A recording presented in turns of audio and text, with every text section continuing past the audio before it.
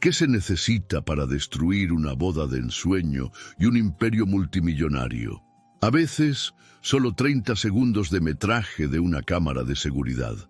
En el corazón de la alta sociedad, donde las apariencias lo son todo, un simple dibujo infantil está a punto de desatar una tormenta que revelará secretos devastadores, amores ocultos y la increíble fortaleza del espíritu humano.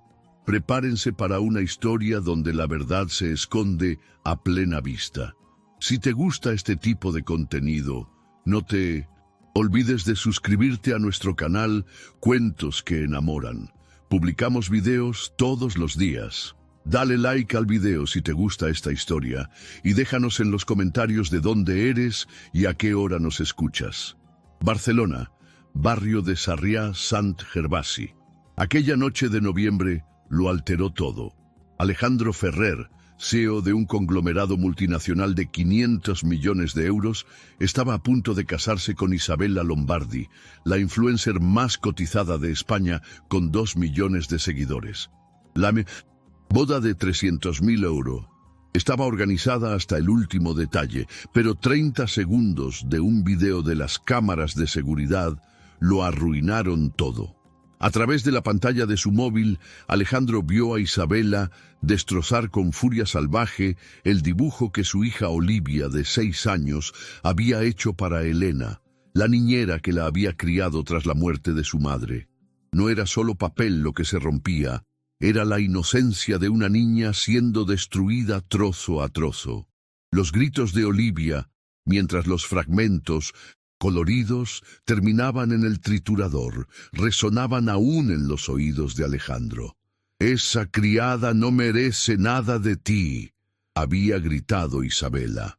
La boda fue cancelada esa misma noche, pero la verdadera historia comenzó cuando Alejandro descubrió que Elena, la humilde niñera que había dedicado su vida a Olivia, ocultaba un pasado que cambiaría 3 destinos para siempre. El imperio de Alejandro Ferrer se extendía por media Barcelona. 42 años, viudo desde hacía 6, había transformado el dolor por la pérdida de su esposa Laura en obsesión por el trabajo. Ferrer Tech Solutions dominaba el mercado tecnológico español, pero el verdadero tesoro de Alejandro era Olivia, la hija que Laura le había dejado antes de morir en un accidente en la ronda de Dalt. El ático de 2000 metros en el Paseo de Gracia testimoniaba su éxito, pero eran las risas de Olivia las que llenaban esos espacios lujosos de vida real. Y detrás de esa alegría infantil estaba Elena Vargas, 52 años, la niñera que desde hacía 4 años era la sombra silenciosa y amorosa de la niña. Aquel jueves por la tarde, Alejandro estaba en su oficina en la Torre Glories cuando el teléfono vibró. El sistema de seguridad doméstica indicaba actividad inusual, desde que Isabella Lombardi había entrado en su vida 8 meses antes.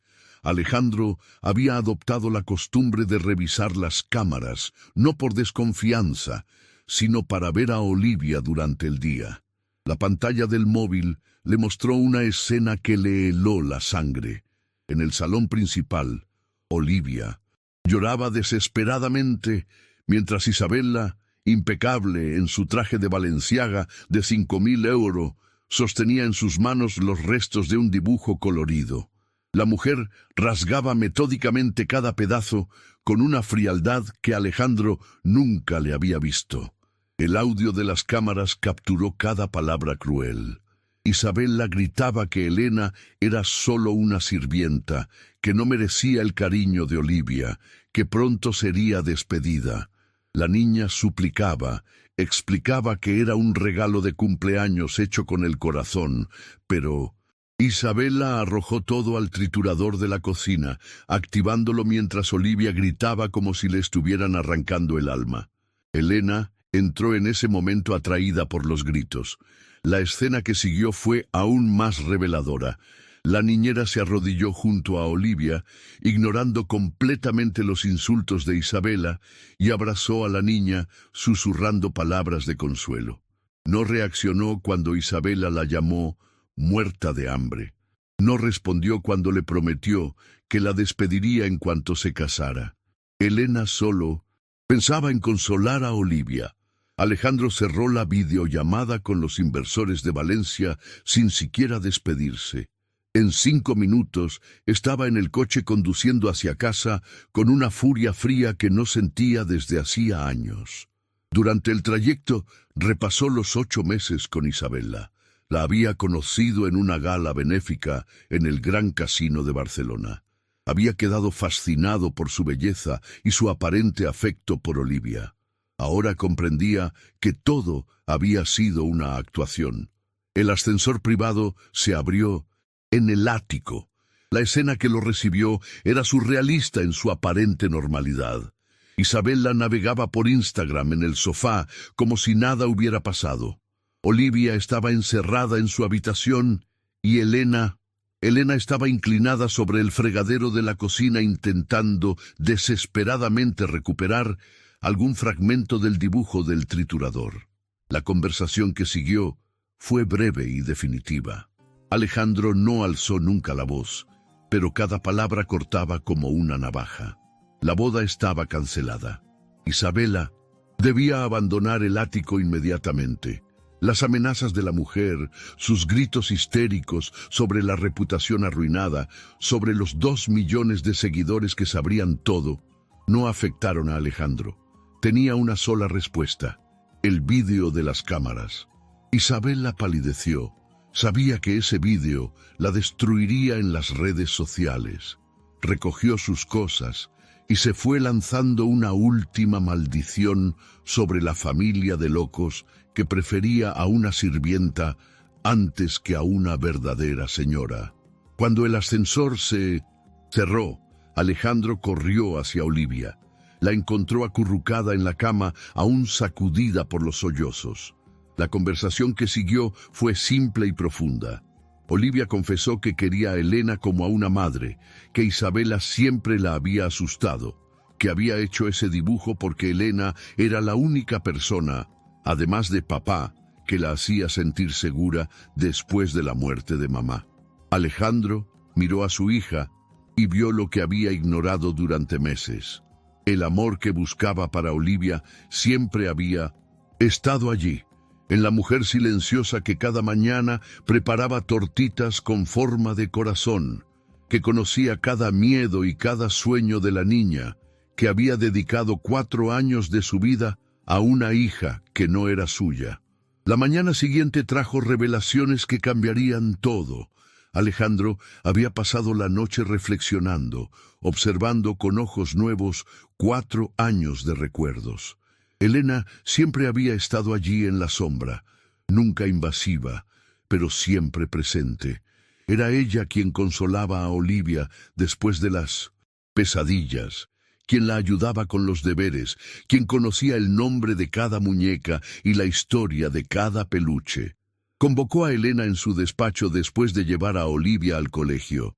La mujer entró con la compostura de siempre, pero Alejandro notó por primera vez las señales del tiempo en su rostro, el cansancio en sus hombros y algo más profundo, una tristeza antigua que había aprendido a ocultar.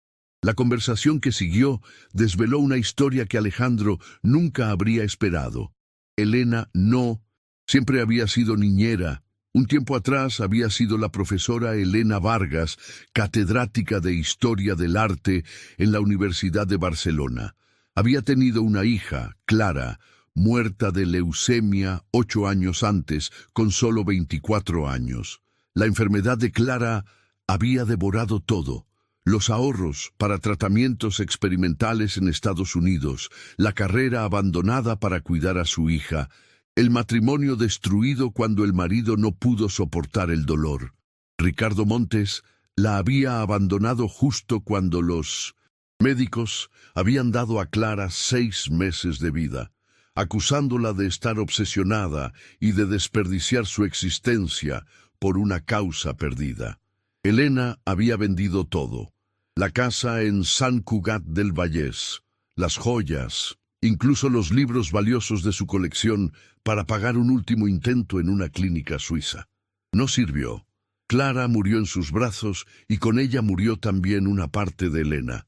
Después del funeral, sola y destrozada, había visto el anuncio para una niñera. Fue como una señal del destino. Olivia acababa de perder a su madre, igual que ella había perdido a su hija, dos almas rotas que quizás podrían sanar juntas. Alejandro escuchaba en silencio, comprendiendo finalmente tantos pequeños gestos que había notado a lo largo de los años. La forma en que Elena miraba a Olivia cuando la niña no se daba cuenta, con un amor mezclado con dolor, cómo guardaba cada dibujo, cada manualidad, como si fueran tesoros. Como a veces, por la noche, Alejandro la había oído cantar nanas a Olivia, con voz enquebrada por la emoción. El detective privado que Alejandro contrató discretamente confirmó todo y añadió detalles desgarradores. Elena vivía en un piso minúsculo en el Raval. Comía una vez al día para ahorrar. Enviaba la mitad de su sueldo a una fundación para la investigación de la leucemia. No tenía vida social, no tenía nada aparte de Olivia. Pero había más. El detective descubrió que Ricardo Montes, el exmarido, había tenido una segunda familia secreta en Valencia ya durante la enfermedad de Clara. Mientras Elena velaba a su hija moribunda, él construía una nueva vida con otra mujer. El divorcio había sido cruel. Ricardo había obtenido todo, citando la inestabilidad mental de Elena durante el duelo.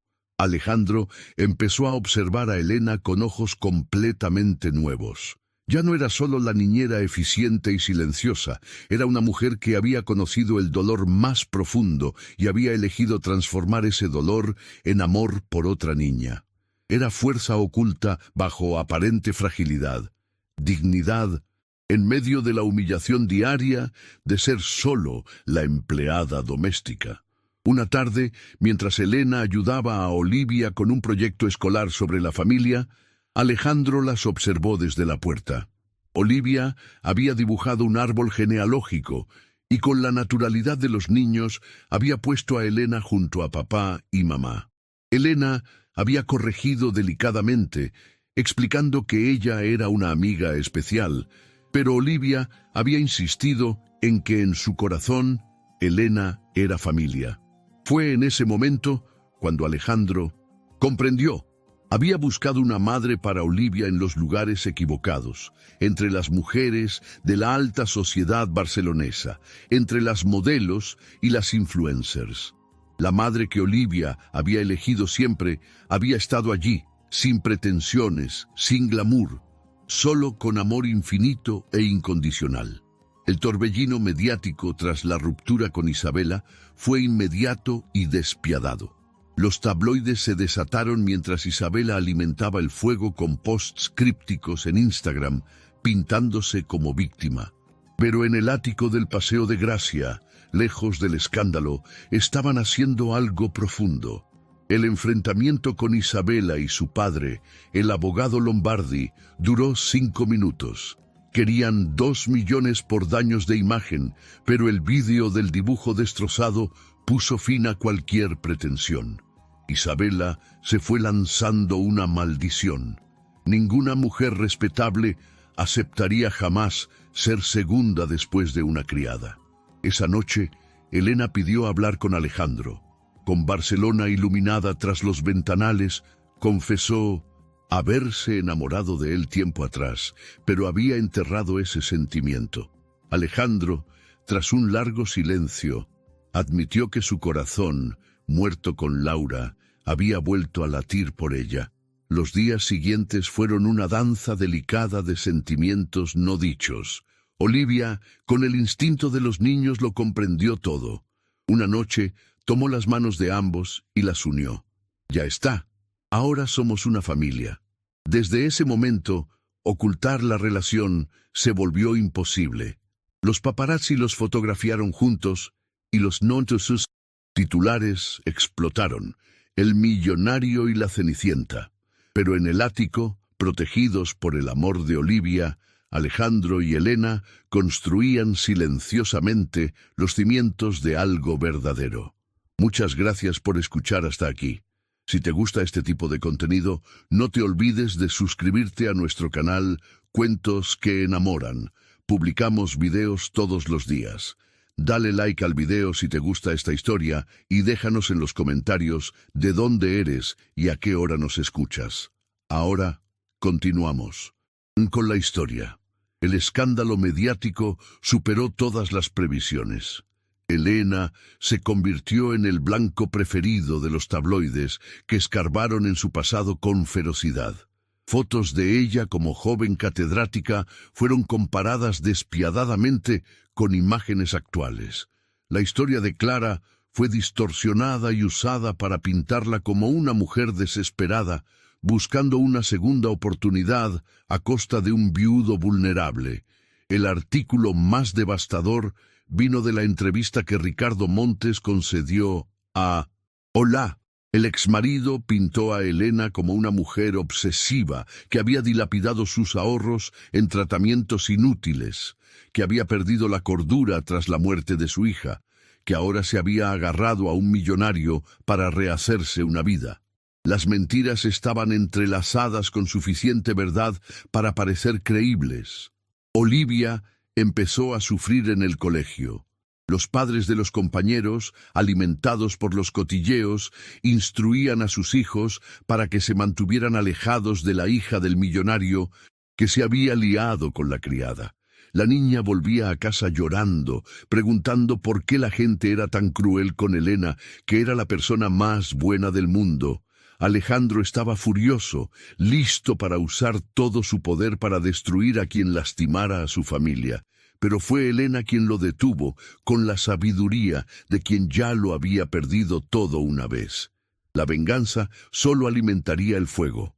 Había que resistir con dignidad, proteger a Olivia y dejar que el tiempo mostrara la verdad. Pero la situación se precipitó cuando Ricardo Montes hizo su jugada. Armado con un abogado sin escrúpulos, exigió el 50% de cualquier patrimonio que Elena obtuviera al casarse con Alejandro, citando créditos no saldados del divorcio. Era chantaje puro, pero técnicamente tenía bases legales. Isabella Lombardi, oliendo la oportunidad de venganza, se alió con Ricardo. Juntos lanzaron una campaña difamatoria coordinada. Isabella en las redes sociales con el hashtag #LaNiñeraTrepadora. Ricardo con entrevistas cada vez más venenosas. El objetivo era claro, hacer la vida de Elena tan insoportable que la obligara a marcharse. Una noche, Elena se rindió. Preparó las maletas en silencio, escribió 2 cartas, una para Alejandro, una para Olivia, y se preparó para desaparecer. No podía permitir que su presencia destruyera la vida de las 2 personas que más amaba en el mundo. Pero mientras se dirigía hacia la puerta con las maletas, encontró a Olivia en el pasillo. La niña había intuido todo con ese instinto infalible de los niños. La escena que siguió rompió y recompuso el corazón de Elena. Olivia se aferró a ella llorando, suplicándole que no se fuera, diciendo que no importaba lo que dijera la gente, que el amor verdadero era más fuerte que todo. Alejandro, despertado por el llanto, encontró a las 2 abrazadas, leyó las cartas que Elena había dejado y las rompió delante de ella. Esa noche tomaron una decisión, lucharían juntos, no se rendirían ante los chantajes y las mentiras. El amor verdadero merece ser defendido. El detective privado de Alejandro trabajó toda la noche. Al amanecer tenía un dossier que lo cambiaba todo. Ricardo Montes no solo tenía una segunda familia en Valencia, sino que había sustraído fondos de la cuenta conjunta mientras Clara estaba en el hospital. Isabella Lombardi tenía un pasado de estafas sentimentales con 3 denuncias por extorsión de hombres adinerados. Las pruebas fueron presentadas privadamente a Ricardo e Isabella. El mensaje era claro: retiren toda acusación y desaparezcan o todo se hace público. Ricardo firmó la renuncia inmediata. Isabela resistió hasta que Alejandro le mostró qué pasaría con su carrera de influencer si los vídeos de su crueldad hacia Olivia se volvían virales. La conferencia de prensa que Alejandro convocó en el Hotel Palace conmocionó a Barcelona. Ante 100 periodistas contó la verdadera historia de Elena Vargas. No la niñera trepadora social, sino la catedrática que había sacrificado todo por su hija enferma, la mujer que había transformado su dolor en amor por otra niña, el alma gentil que había salvado a Olivia de la depresión tras la muerte de su madre. El anuncio de la Fundación Clara Vargas para la investigación de la leucemia infantil, con una donación inicial de 50 millones de euros, cambió completamente la narrativa. Elena ya no era la mujer que quería el dinero del millonario. Era la mujer que inspiraba al millonario a usar su dinero para salvar vidas.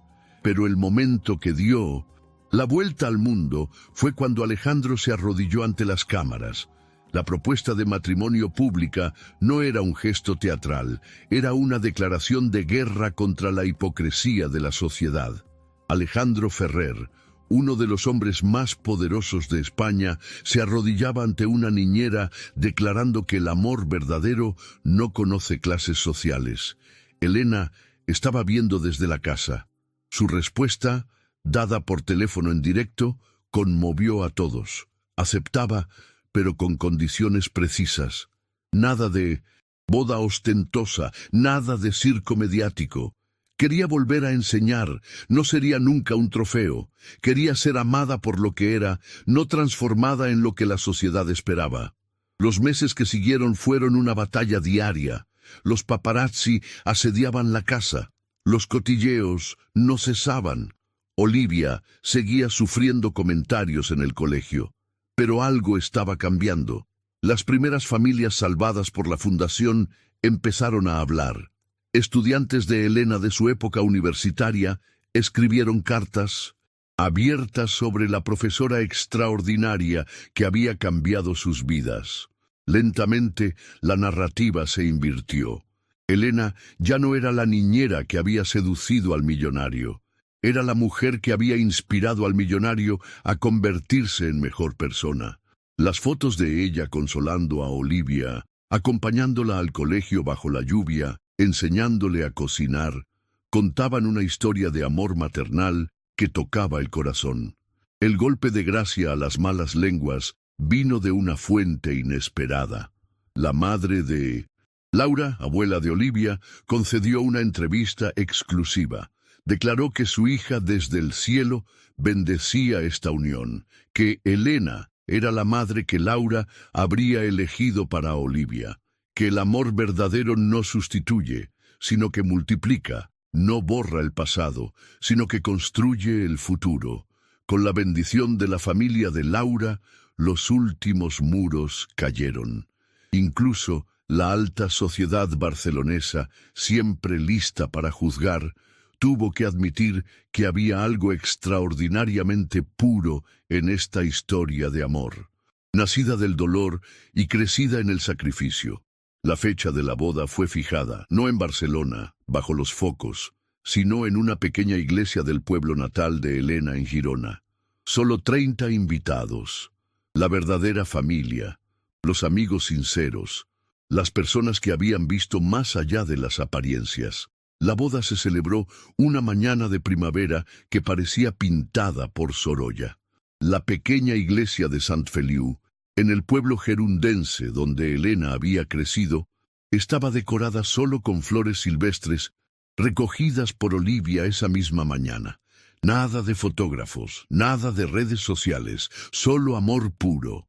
Elena llevaba un sencillo vestido de seda marfil que había pertenecido a su madre. Alejandro había abandonado los trajes de miles de euros por un simple traje azul, pero era Olivia quien robaba la escena con su vestido cosido a mano por Elena durante risas compartidas. Durante la ceremonia, cuando el sacerdote preguntó si alguien tenía objeciones, Olivia levantó la mano. El silencio cayó como un manto. La niña se levantó, caminó hacia el altar y sacó del bolsillo un dibujo nuevo. Mostraba 4 figuras, Alejandro, Elena, ella misma y una figura luminosa en el cielo, Laura. Con voz clara, Olivia declaró que ese día no solo estaba ganando una nueva mamá, sino que estaba testimoniando que el amor verdadero existe, que las familias se construyen con el corazón, no con la sangre, y que su mamá en el cielo sonreía viendo a papá y Elena felices. No hubo un ojo seco en la iglesia. El dibujo, ese nuevo que sustituía al destrozado por Isabella, se convirtió en el símbolo de una familia reconstruida de las cenizas del dolor. Durante la recepción en el jardín de la casa familiar, llegaron noticias que hicieron el día aún más especial. La Fundación Clara Vargas acababa de recibir la aprobación para financiar un nuevo pabellón pediátrico especializado en leucemia infantil. 20 niños ya estaban en tratamiento gracias a los fondos. Era como si Clara viviera en cada vida salvada. Pero la sorpresa más grande llegó un año después. Elena, a los 54 años, descubrió que estaba embarazada. Los médicos hablaron de milagro, de probabilidades infinitesimales. Alejandro y Elena vieron la mano de Laura y Clara, dos madres en el cielo, bendiciendo esta nueva vida. El pequeño Mateo nació en una noche de nieve con Olivia sosteniendo la mano de Elena durante el parto. Cuando Alejandro sostuvo a su hijo por primera vez, lloró como no había llorado desde la muerte de Laura. Pero eran lágrimas, diferentes, no de dolor, sino de gratitud infinita por este regalo inesperado. 2 años después, el chalet de las afueras de Barcelona albergaba una escena que parecía salida de un cuadro de Sorolla. Olivia, ahora de 9 años, leía un cuento al pequeño Mateo, mientras Elena, embarazada del tercer hijo, otro milagro médico, pintaba en el jardín. Había retomado el arte, su primera pasión, y sus obras sobre maternidad y renacimiento eran solicitadas por galerías de toda España. Alejandro había redimensionado el imperio eligiendo calidad de vida sobre cantidad de beneficios. Trabajaba desde casa, disfrutando cada momento con la familia que pensaba no poder tener más. La Fundación Clara Vargas había salvado 80 niños en 3 años, y cada familia salvada se convertía en parte de una red de amor y apoyo. Isabella Lombardi había desaparecido en el olvido de las redes sociales, su perfil cancelado después de que la verdad saliera a la luz. Ricardo Montes vivía su vida mediocre en Valencia, olvidado por todos, pero en el chalet barcelonés sus nombres nunca se pronunciaban, no por rencor, sino porque eran irrelevantes en la historia de amor que se escribía cada día. Una tarde de verano, mientras las luciérnagas danzaban en el jardín, Alejandro encontró a Elena mirando un viejo álbum de fotos. Había imágenes de Clara, de Laura, momentos de vidas pasadas. No había tristeza en sus ojos, solo gratitud. Alejandro la abrazó por detrás, sintiendo al bebé moverse en su vientre. Olivia y Mateo jugaban en el césped, sus risas llenando el aire. En ese momento, Alejandro comprendió la verdad más profunda. El dolor no había sido borrado, había sido transformado. Las pérdidas no habían sido olvidadas, habían sido honradas con nueva vida. El dibujo destrozado por Isabella había sido el principio de todo. De la destrucción había nacido la creación. De la crueldad había brotado la bondad. De la apariencia había emergido la sustancia. Una niñera humilde y un millonario roto habían encontrado el uno en el otro no solo el amor, sino la redención. La fundación seguía creciendo. Cada niño salvado recibía un dibujo hecho por Olivia, la artista de la familia, con un mensaje: no os rindáis nunca. El amor siempre gana. Clara y todos los ángeles velan por vosotros. Cuando el tercer hijo nació, una niña a la que llamaron Laura Clara, la familia estaba completa. O al menos eso pensaban, hasta que Olivia, ya adolescente, pidió poder adoptar a una niña huérfana enferma de leucemia, que había conocido a través de la fundación. El círculo se cerraba y se reabría. El amor no se dividía, se multiplicaba. La familia no se limitaba, se expandía. Y en ese chalet barcelonés, rodeado de amor, arte y esperanza, Alejandro Ferrer comprendió que la verdadera riqueza no eran sus millones en el banco, sino los corazones que latían a su alrededor. La última escena los muestra a todos juntos para el 18º cumpleaños de Olivia.